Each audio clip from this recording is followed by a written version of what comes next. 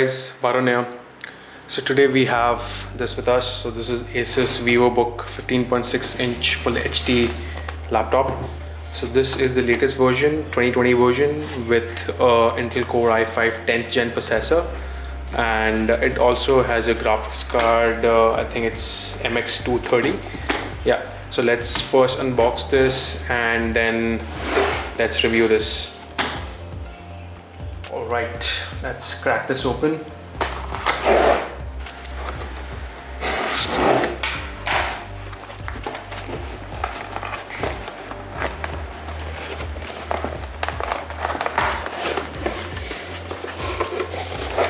In search of incredible.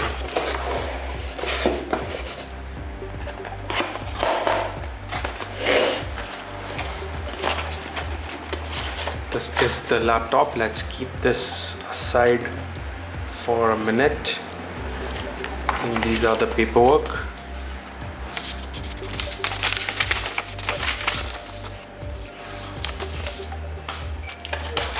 Let's see. Okay, so this is the power cord, a normal power cord, and this is the charging brick. I must say pretty small and compact size. I kind of like it, but again, this is a barrel connector, not a USB-C. So we need to check whether it can charge via USB-C. Yeah, so yeah, this is the charging brick. What else? Oh, what a surprise.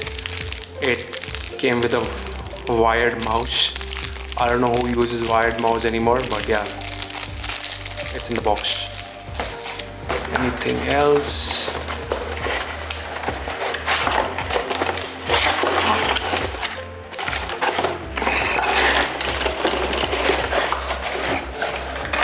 Nope, that's it. So this is your unboxing experience. I'm keeping this somewhere here. Okay, so this is the mouse. These are some paperwork.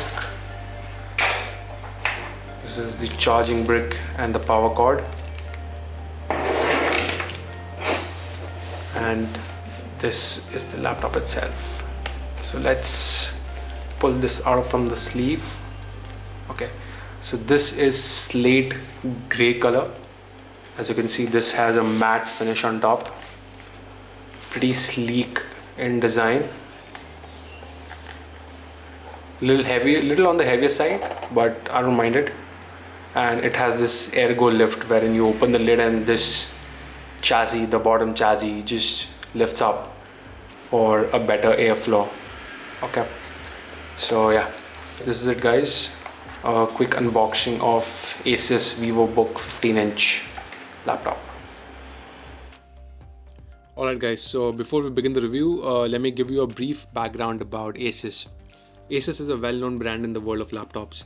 They manufacture various kinds of laptops to suit everyone's needs. Gaming, 2-in-1 productivity, you name it, and they have the laptop for your need. VivoBook is their mid-level range, where they are trying to go for a more balanced approach of price, productivity and performance. Today we have VivoBook X512FJ model.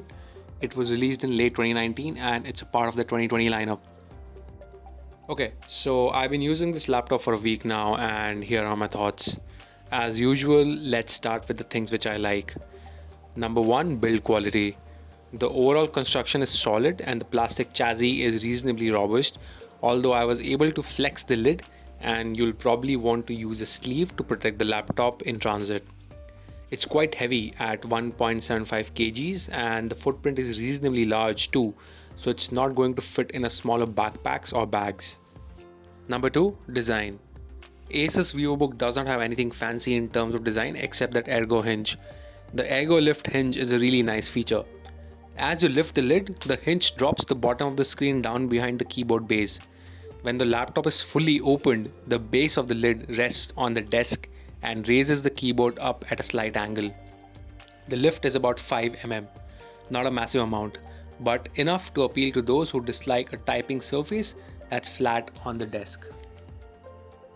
The top and bottom panel of the laptop has a smooth matte finish, which thankfully is not a fingerprint magnet. Next up, port selection. Good number of IOs spread around the laptop. On the left, we have two USB 2.0 ports and notification lights.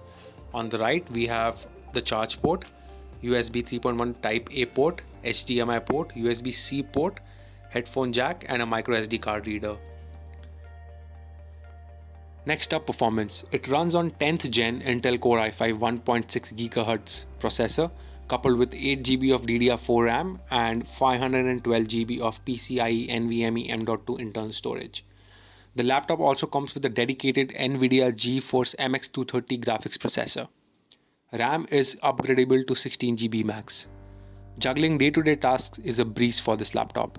Chrome, light photo editing, casual gaming, the performance is A+.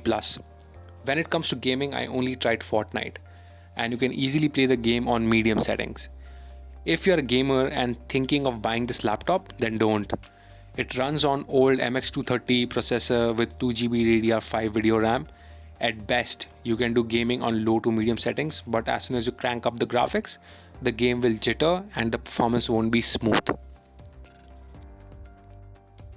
Now let's talk about the battery life. Battery life is good too. It comes with an updated 65 watt lithium cell battery. On normal days, I get around 5 to 6 hours of screen on time, which is decent for the laptop of its size. Let's move on to the touchpad and the fingerprint sensor. Both are good, especially the fingerprint sensor. It will let you log in within 3 seconds, which is pretty fast. I didn't face any issues with the fingerprint sensor. The touchpad is made of plastic and has Windows precision drivers. It handled Windows 10 gestures quite nicely. Alright, now let's talk about the things which I don't like. Number 1, keyboard.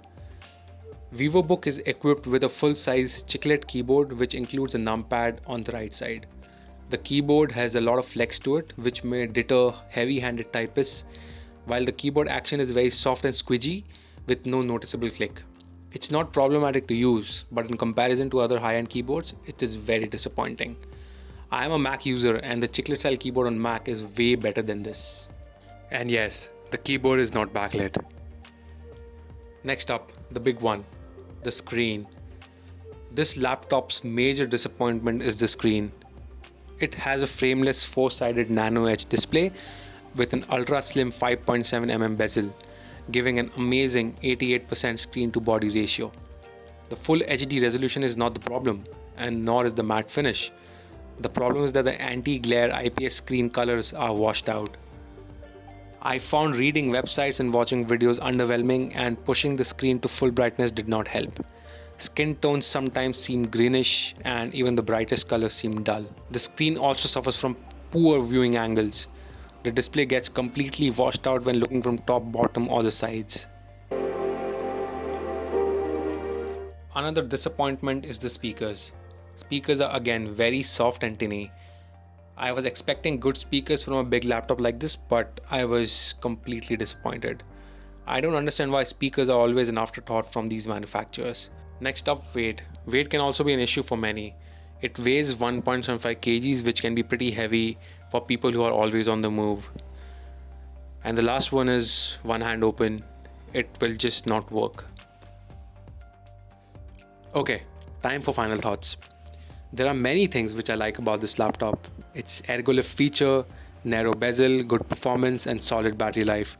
But Asus has definitely cut corners when it comes to the screen and the keyboard, the main components of any laptop.